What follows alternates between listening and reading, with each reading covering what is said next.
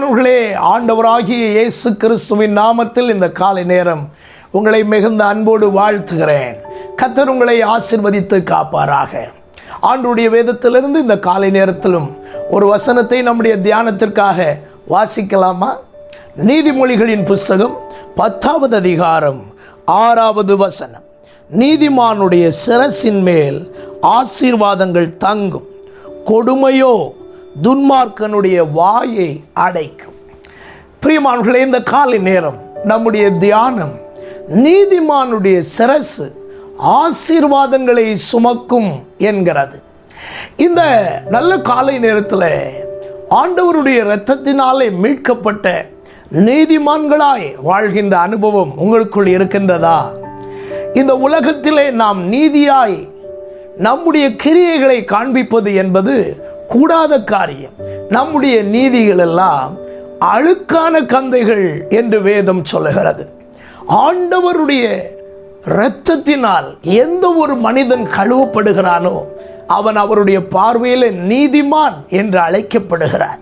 இந்த காலை நேரத்தில் ஆண்டவர் இயேசு கிறிஸ்துவின் இரத்தத்தினால் நீங்கள் கழுவப்பட்டால் உங்களுக்குள் ஒரு நம்பிக்கை இருக்கட்டும். நான் நீதிமான் என்ற உறுதி உங்களுக்குள் காணப்படட்டும். அன்பானவர்களே, அப்படிப்பட்ட நீதிமான்களுக்கு பைபிள் சொல்லுகிறது, அவர்களுடைய சிரசு ஆசீர்வாதங்களை சுமக்குமாம், ஆசீர்வாதங்கள் தங்கும் என்று நாம் படிக்கிறோம். சாபத்தை சுமக்கின்றதான சிரசுகள் அல்ல ஒரு நீதிமானுடைய சிரசு.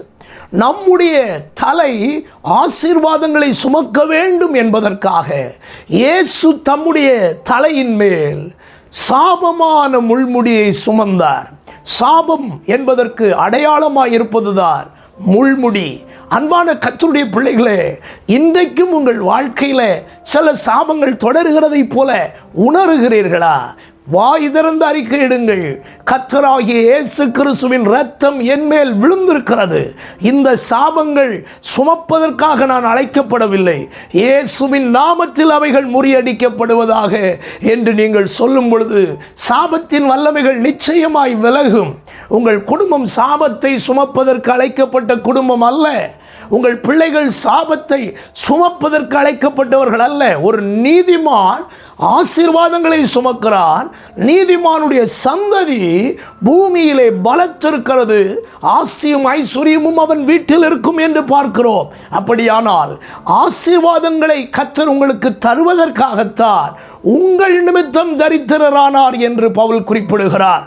கலாத்தியருக்கு எழுதும் போது சொல்லுகிறார், மரத்திலே தூக்கப்பட்ட எவனும் சபிக்கப்பட்டவன் என்று எழுதியிருக்கிறபடி கிறிஸ்து நமக்காக சாபமாகி நியாயப்பிரமாணத்தின் சாபத்துக்கெல்லாம் நம்மை நீங்களாக்கி மீட்டு கொண்டாராம். ஆபிரகாமுக்கு உண்டான ஆசீர்வாதங்களை எல்லாம் நாம் பெறுவதற்காக அப்படி அவர் பாடுபட்டாரா? இந்த காலை நேரம் உங்கள் வாய் விசுவாசத்தை அறிக்கையிடட்டும். நான் ஆசீர்வாதங்களை சுதந்தரிப்பதற்கு அழைக்கப்பட்டவன். பேதுரு அப்போஸ்தலன் 1 பேதுரு 3:9 சொல்லுகிறார், நீங்கள் ஆசீர்வாதங்களை சுதந்தரிப்பதற்கு அழைக்கப்பட்டவர்கள் என்று அறிந்து ஆசீர்வதியுங்கள் என்று சொல்லுகிறார். ஒரு சாபமும் உங்களை தொடர முடியாது, ஒரு சாபமும் உங்களை அழிக்க முடியாது. அன்பானவர்களே, எல்லா சாபங்களும் உங்களை விட்டு நீங்குவதற்காக இயேசு பாடுபட்டார் என்பதை உங்கள் இருதயத்தில் வைத்துக் கொள்ளுங்கள். இந்த காலை நேரம் புத்துயிர் பெறுங்கள். இந்த காலை நேரம் உங்கள் சிந்தையிலே எழும்புகிற எல்லா விதமான நெகட்டிவ் தாட்ஸையும் தூக்கி தூர எறியுங்கள். எனக்கும் ஒரு எதிர்காலத்தை கர்த்தர் வைத்திருக்கிறார், என்னுடைய தலையையும் கர்த்தர் ஆசீர்வதிக்கிறார் என்று நம்புங்கள். இந்த காலை நேரம் உங்கள் சிரசுகள் கர்த்தருடைய புதிய புதிய ஆசீர்வாதங்களினால் நிரப்பப்படுவதாக.